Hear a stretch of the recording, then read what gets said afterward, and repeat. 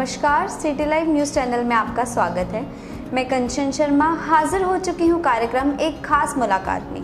तो चलिए आज हम आपकी मुलाकात करवाते हैं mister Ranjan Sharma, legal officer district child protection unit से। सर, आपका बहुत बहुत स्वागत है हमारे कार्यक्रम में। धन्यवाद। मैं सिटी लाइव चैनल का बहुत बहुत धन्यवाद करना चाहूँगा कि आज उन्होंने मुझे मौका दिया कि जो बच्चों से जुड़े हुए मुद्दे हैं और हमारी जो जिला बाल संरक्षण इकाई है, बाल कल्याण समिति है, किशोर न्याय बोर्ड है, उसकी कार्यप्रणाली के बारे में आप सबको कुछ बता सकूँ। धन्यवाद सर। तो सर, मेरा पहला प्रश्न आपसे ये है, कोविड-19 महामारी को लेकर किस प्रकार से आपका विभाग क्या क्या कार्य कर रहा है, उस प्रकार से आप हमें बताइए। देखिए, जब से कोविड-19 महामारी का ये शुरू हुआ है तब से बच्चों की सुरक्षा को लेकर हम बहुत ज़्यादा सजग हो चुके हैं। हमारे जो बाल गृह हैं, हम उनमें भी कोविड-19 के जो मेजर्स जो गवर्नमेंट के द्वारा निर्धारित किए गए हैं, हम उनको फॉलो कर रहे हैं। और इसके अलावा भी अगर कोई भी बच्चा हमें ड्यूरिंग रेड मिलता है या हम उसको रेस्क्यू करते हैं तो उस टाइम भी हम जो भी मेजर्स हैं, चाहे वो मास्क पहनना है, ग्लव्स पहनना है या सोशल डिस्टेंस मेंटेन करना है, उन सभी नियमों का पालन करते हुए हम सभी अपने कार्य को कर रहे हैं। जिला बाल संरक्षण इकाई और जिला बाल कल्याण समिति को लेकर, बच्चों को लेकर आप किस प्रकार से नए नए कार्य कर रहे हैं, हमें ये बताइए।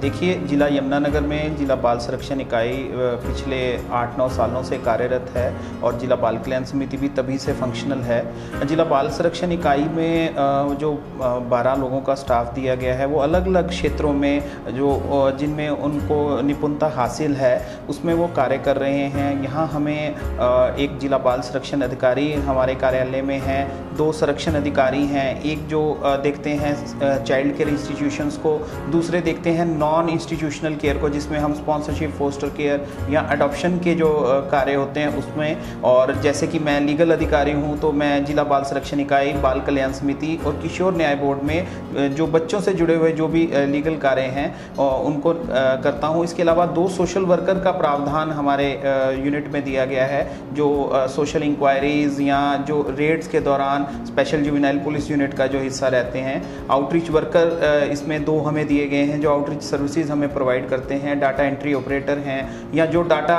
विभिन्न जगह से इकट्ठा होता है उसे एनालाइज करने के लिए डाटा एनालिस्ट इसमें दिए गए हैं।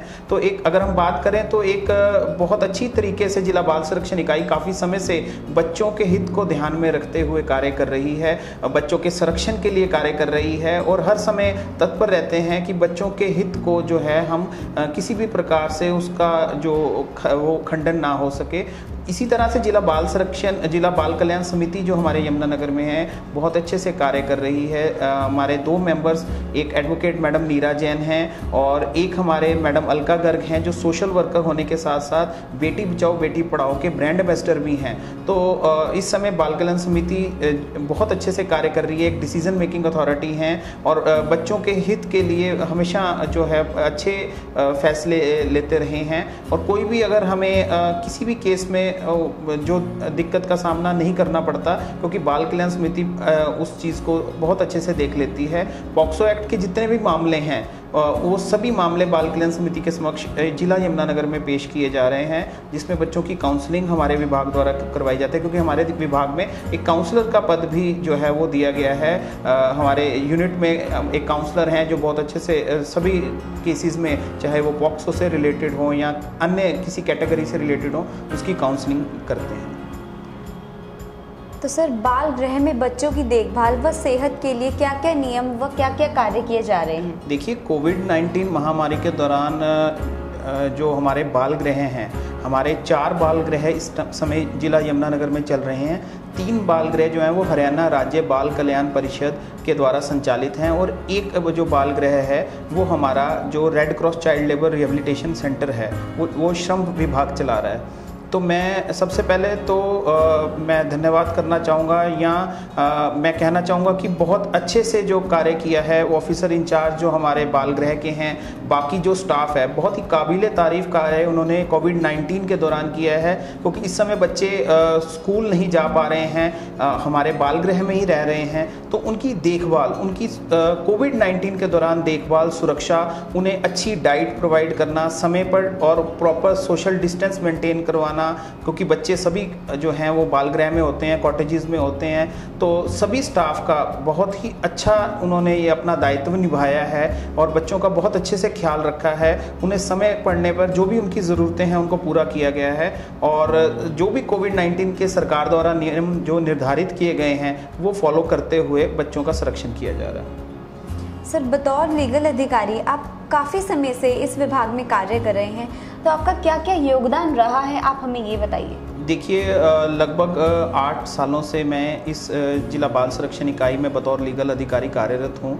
बहुत सारे कार्य रहते हैं, जैसे जिला बाल संरक्षण इकाई की अगर हम बात करते हैं तो बच्चों के संरक्षण से जुड़े हुए हर मुद्दे को हम इसमें लेते हैं। अगर कोई बच्चा बाल भिक्षावृत्ति की तरफ जा रहा है तो उसे रोकना, बाल श्रम कर रहा है उसे रोकना, और अन्य अगर किसी बच्चे के साथ किसी भी प्रकार का शोषण होता है तो उस बच्चे के शोषण को रोकना एक टीम एफर्ट के रूप में हमारा कार्य रहता है। इसके अलावा जिला यमुनानगर के जितने भी पॉक्सो के अंतर्गत जो मामले दर्ज किए जाते हैं, पूरे जिला यमुनानगर के मामलों के जितने भी केसेस हमारे इस समय कोर्ट में विचाराधीन हैं, उनका सभी का रिकॉर्ड मेंटेन करना और उन सभी केसेस में जो मौजूदा हालात हैं उन बारे में जानकारी हासिल करना।